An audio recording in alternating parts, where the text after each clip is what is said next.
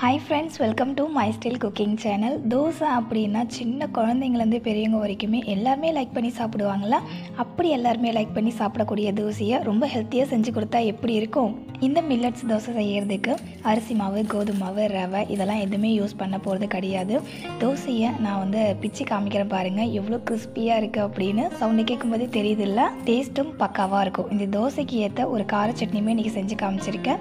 சொல்லப்போனா இது ஒரு ஹெல்த்தியான பிரேக்ஃபாஸ்ட் ஆர் டின்னர் காம்போவா இருக்கும். ஃப்ரெண்ட்ஸ், ரெசிபிக்குள்ள போகிறதுக்கு முன்னாடி எப்பவும் போல உங்ககிட்ட ஒரு சின்ன ரெக்வஸ்ட். நீங்க இன்னும் நம்ம சேனல் மை ஸ்டைல் குக்கிங்கை சப்ஸ்கிரைப் பண்ணல அப்படின்னா ப்ளீஸ் ஃப்ரெண்ட்ஸ் சப்ஸ்கிரைப் பண்ணிக்கோங்க.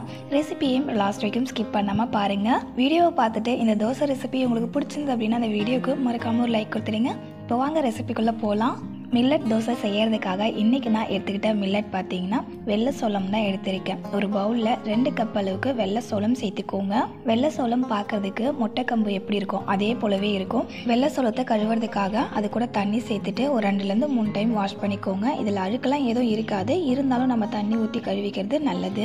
நான் எடுத்துக்கிட்ட பவுல் ரொம்ப சின்னதாக இருந்ததுன்றதால கழுவுறது கஷ்டமாக இருந்துச்சு. அதனால ஒரு பெரிய பவுலில் மாற்றிட்டு வெள்ளை சோளத்தை நல்லா கழுவி எடுத்துக்கிட்டேன். சோளத்தை கழுவினதுக்கு அப்புறமா சோளம் ஊறுறதுக்கு தேவையான அளவுக்கு தண்ணி சேர்த்துட்டு இப்போ இதை 8லேருந்து 12 மணி நேரம் ஊற வச்சுக்கலாம். அப்படி இல்லைன்னா ஓவர் நைட் ஊற வச்சுக்கோங்க.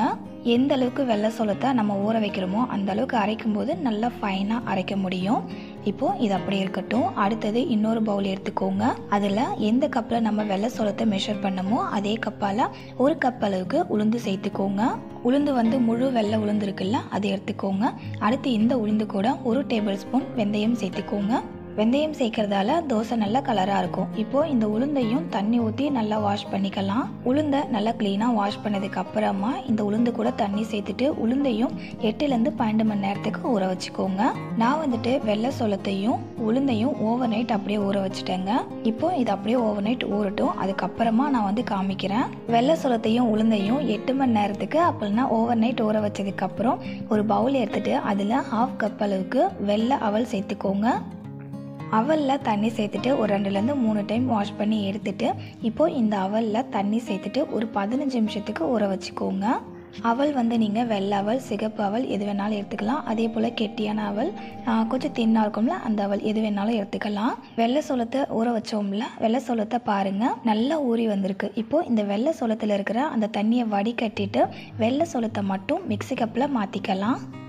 வெள்ளை சோளத்தை மிக்ஸி கப்பில் சேர்த்ததுக்கு அப்புறமா இதில் கொஞ்சம் கூட தண்ணி சேர்த்துக்காம மிக்ஸி கப்பை க்ளோஸ் பண்ணிவிட்டு ஃபஸ்ட்டு நல்லா அரைச்சி எடுத்துக்கோங்க. தண்ணி சேர்க்காமல் அரைச்சோம்ல, அதனால் வெள்ளை சோளம் கொஞ்சம் குறப்பாக அரைப்பட்டு இருக்கும். இப்போது இந்த மாதிரி அரைச்சதுக்கு அப்புறமா இதில் தண்ணி சேர்த்துட்டு மிக்ஸி கப்பை க்ளோஸ் பண்ணிவிட்டு வெள்ளை சோளத்தை நல்லா ஃபைனாக அரைச்சி எடுத்துக்கோங்க. வெள்ளை சோளத்தை அரைச்சதுக்கு அப்புறம் காமிக்கிறேன் பாருங்கள்.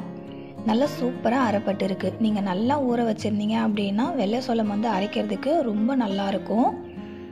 இப்போது நல்லா அரைச்ச இந்த வெள்ளை சோளத்தை ஒரு பவுலில் மாற்றிக்கலாம். மீதி இருக்கிற வெள்ளை சோளத்தையும் நான் சொன்னது போலவே அரைச்சிட்டு அரைச்ச வெள்ளை சோள மாவை பவுலில் மாற்றிக்கலாம்.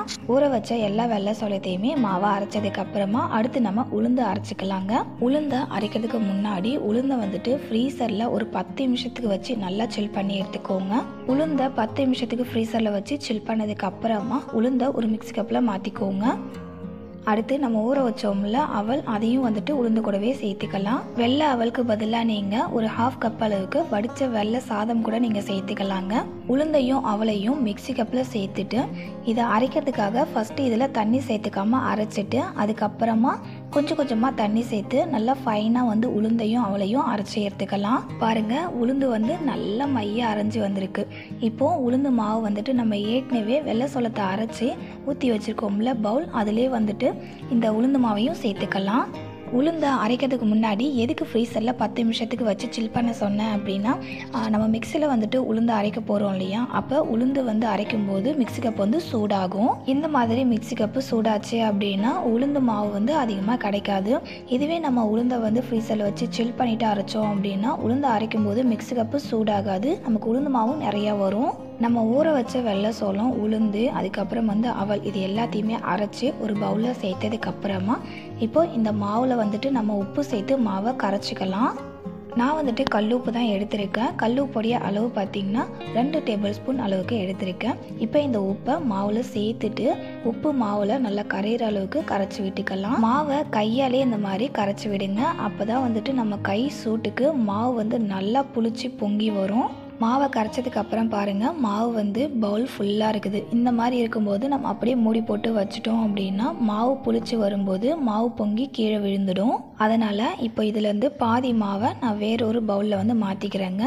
மாவு வந்து கிண்ணத்தில் பாதி அளவுக்கு இருக்கிற போல் பார்த்துக்கோங்க. அப்போ தான் மாவு புளிச்சு வரும்போது பொங்கி கீழே விழுந்துடாமல் இருக்கும்.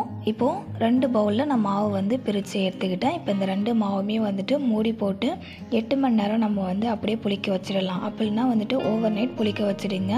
நெக்ஸ்ட்டு இந்த தோசைக்கு ஏற்ற ஒரு கார சட்னி எப்படி செய்யுதுன்னு பார்க்கலாம். அதுக்கு ஸ்டவ் ஆன் பண்ணிவிட்டு ஒரு பேன் வச்சுட்டு பேனில் ஒரு 50 ml அளவுக்கு நல்லெண்ணெய் சேர்த்துக்கோங்க. எண்ணெய் சூடானதும் இதில் 1 டேபிள் ஸ்பூன் கடுகு உளுத்தம் பருப்பு சேர்த்துட்டு பொரிய விட்டுடலாம். கடுகு உளுத்தம் பருப்பு பொரிஞ்சு வந்ததுக்கு அப்புறமா இதில் ஒரு கொத்தளவுக்கு கறிவேப்பிலை சேர்த்துக்கோங்க. கூடவே ஒரு 10 பல் அளவுக்கு பூண்டை நல்லா க்ரஷ் பண்ணிவிட்டு சேர்த்துக்கோங்க. சேர்த்துட்டு பூண்டோடைய பச்சை வாசனை போகிற வரைக்கும் வதக்கி விட்டுக்கலாம். இந்த கார சட்னியில் பூண்டு எந்த அளவுக்கு நம்ம சேர்த்துக்கிறோமோ அந்த அளவுக்கு சட்னியோட டேஸ்ட்டும் அதோடைய வாசனையும் ரொம்பவே நல்லாயிருக்கும். பூண்டோடைய பச்சை வாசனை போயிட்டு பூண்டோடைய கலர் இந்த மாதிரி நல்ல ஒரு கோல்டன் ப்ரௌன் கலருக்கு சேஞ்ச் ஆகி வர வரைக்கும் வதக்கி விட்டதுக்கு அப்புறமா இதில் 4 மீடியம் சைஸ் வெங்காயத்தை அரைச்சி வச்சுருக்கேன். அதை சேர்த்துக்கலாம். சேர்த்துட்டு ஒரு 2லேருந்து 3 நிமிஷத்துக்கு வெங்காயத்தை அப்படியே வதக்கி விட்டுக்கோங்க. ஃப்ரெண்ட்ஸ், ஆல்ரெடி நம்ம சேனலில் நிறைய ஹெல்த்தியான பிரேக்ஃபாஸ்ட் அண்ட் டின்னர் ரெசிபிஸ் அதே போல் அதுக்கான சைடிஷ் ரெசிபியும் நான் அப்லோட் பண்ணியிருக்கேன். அந்த ரெசிபியோட லிங்க் எல்லாத்தையுமே இந்த வீடியோ கீழே டிஸ்கிரிப்ஷனில் தரேன். செக் பண்ணி பாருங்கள். அந்த ரெசிபியும் உங்களுக்கு யூஸ்ஃபுல்லாக இருக்கும். ஒரு 2-3 நிமிஷத்துக்கு வெங்காயத்தை வதக்கி விட்டதுக்கு அப்புறமா இப்போது 3 மீடியம் சைஸ் தக்காளியை அரைச்சி வச்சுருக்கேன். அதையும் வெங்காயத்தை கூட சேர்த்துட்டு நல்லா கலந்து விட்டுக்கலாம். வெங்காயமும் அதுக்கப்புறம் வந்து தக்காளியும் இது ரெண்டுமே நல்லா வந்து ஒன்றா மிக்ஸ் ஆகிற அளவுக்கு கலந்து விட்டுக்கோங்க. பாருங்கள், இந்த மாதிரி வெங்காயமும் தக்காளியும் நல்லா ஒன்றோட ஒன்று மிக்ஸ் ஆகிற அளவுக்கு கலந்து விட்டதுக்கு அப்புறமா இப்போ இது கூட வந்துட்டு 3 டேபிள் ஸ்பூன் அளவுக்கு மிளகாத்தூள் சேர்த்துக்கோங்க. கூடவே 1/2 டேபிள் ஸ்பூன் கல்லுப்பு சேர்த்துட்டு நல்லா மிக்ஸ் பண்ணி விட்டுக்கலாம்.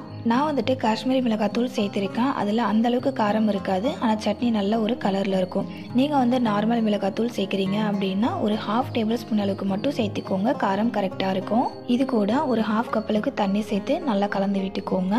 நெக்ஸ்ட்டு சட்னியை மூடி போட்டு மூடிட்டு ஸ்டவ்வை மீடியம் ஃப்ளேம்லேயே வச்சுட்டு இந்த சட்னியை கொதிக்க வச்சுக்கலாம். ஒரு 15 நிமிஷத்துக்கு சட்னியை கொதிக்க வச்சதுக்கு அப்புறமா ஓப்பன் பண்ணி பாருங்கள். சட்னியில் இருக்கிற அந்த தண்ணி வந்துட்டு பாதி அளவுக்கு வற்றி வந்திருக்கும்.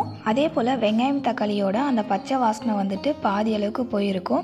பாதி அளவுக்கு வெங்காயம் தக்காளியோட பச்சை வாசனை சட்னியில் இருக்கணும். அப்போ தான் தோசை கூட அந்த சட்னியை வச்சு சாப்பிடும்போது டேஸ்ட் ரொம்ப நல்லாயிருக்கும், ஃப்ளேவரும் நல்லாயிருக்கும். சப்போஸ் உங்களுக்கு வெங்காயம் தக்காளியோட பச்சை வாசனை சட்னியில் இருக்கிறது பிடிக்காது அப்படின்னா அந்த வெங்காயம் தக்காளியோட பச்சை வாசனை ஃபுல்லாக போகிற வரைக்கும் கூட இந்த சட்னியை நீங்கள் நல்லா வந்து குக் பண்ணிக்கலாம். இப்போது கார சட்னி சூப்பராக ரெடி ஆகிடுச்சு. அதோடைய டெக்ஸ்சர் பாருங்கள் இவ்வளோ சூப்பராக இருக்குது அப்படின்னு. இந்த சட்னிக்கும் நம்ம செய்கிற தோசைக்கும் ரொம்ப ரொம்ப சூப்பராக இருக்கும் டேஸ்ட்டு. அடுத்து நம்ம வந்து மாவு புளிக்க வச்சுருந்தோம்ல, இப்போ மாவு ஓப்பன் பண்ணி பார்க்கலாம்.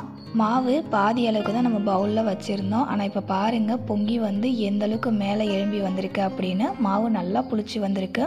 இப்போ இந்த மாவு வந்து ஒரு டைம் நல்லா நம்ம கலந்து விட்டுக்கலாம். மாவு எந்த அளவுக்கு நல்லா வந்து புளிச்சு வந்திருக்குன்றதை பாருங்கள். மாவில் எந்த அளவுக்கு நல்லா நொறையாக இருக்குது அப்படின்னு.